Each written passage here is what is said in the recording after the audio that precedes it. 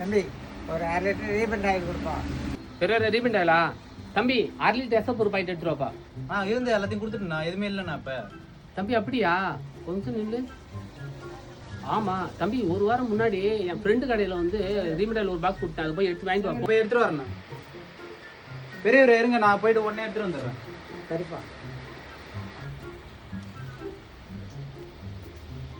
எங்கடா என்ன பண்ணிங்கடா? ஆனால் உங்கள் ஃப்ரெண்டு கடையில் என்ன இல்லைண்ணா, அதான் வந்துட்டேண்ணா. என்னதே என்ன பட்டி இல்லையா? ஏன்டா ஒரு வாரம் கேட்டு இப்போ தான் நான் போகிறேன். இல்லைன்னு சொல்கிறேன். இனிமேல் நான் இல்லை டைம் ஏதாவது கூட்டா சரி, அதான் நடக்கிறதே வேற. தம்பி யார் கடைக்குப்பா நீ அனுப்பி விட்ட அந்த தம்பியை? பெரியவர் அவர் யார் கடைக்கல, முக்கில் வச்சிருக்காங்க குமார் கடை. என் ஃப்ரெண்டு தான், அவன் கடைக்கு தான் அனுப்பி விட்டேன். இவன் லூஸ் மாதிரி செய்கிறான் எல்லா வேலையும். என்ன எனக்கு வர அவனுக்கு பிடிக்கவே இல்லை பெரியவர். அதுக்கு தான் உங்களுக்கு நிற்க வேற வச்சிருக்கேன். இப்போ நீங்கள் என்ன நினைப்பீங்க? இவெல்லாம் நிற்க வச்சு தப்பாக நினைப்பீங்களா இல்லையா? தம்பி நான் அந்த கடைக்கு போயிட்டு தான் வந்தேன். அங்கே இல்லைன்னு இங்கே வந்தேன். இங்கே இல்லை பரவாயில்ல. அதனால அதுக்காக அந்த தம்பியை திட்டாத.